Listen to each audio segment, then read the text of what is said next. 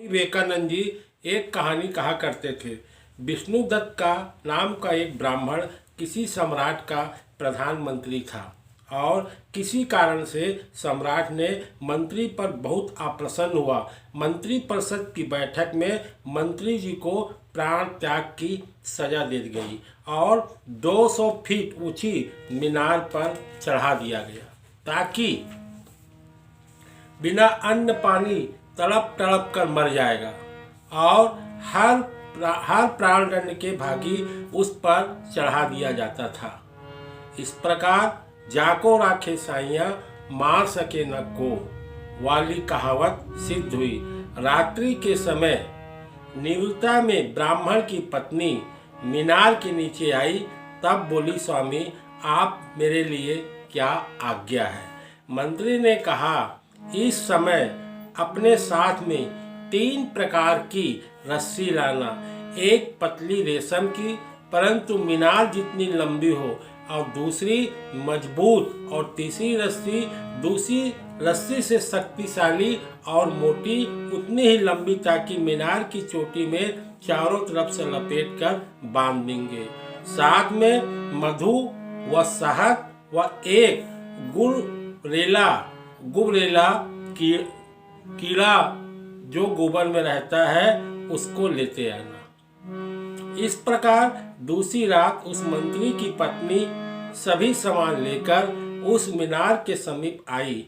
जब रात्रि में निवृत्ता में समस्त विश्व सो रहा था, मंत्री ब्राह्मण के ऊपर से कहा, तुम कीड़े के पिछले पैर में रेशमी सूत बांधकर मीनार पर चढ़ा दो, उसकी पूंछ में एक बूंद शहद लगा दो ताकि उस मधु की सुगंधित से कीड़ा ऊपर चलता जाएगा। उसकी पत्नी ने वैसा ही किया।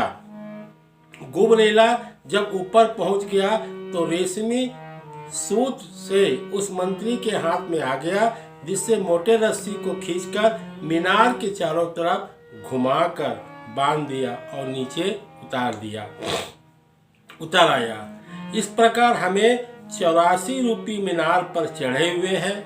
हमें इसकी प्रकृति देवी के 3 सूत्र दिए हैं, कारण, सूक्ष्म और स्थूल ही है और ये 3 सूत्र की सहायता से हम मुक्ति पा सकते हैं। स्थूल को साधक हम कारण को पार कर सकते हैं। यही मुक्ति योगी अपने बंधनों से छिन्न भिन्न करके निरपराध महिमा प्रतिष्ठा होती है।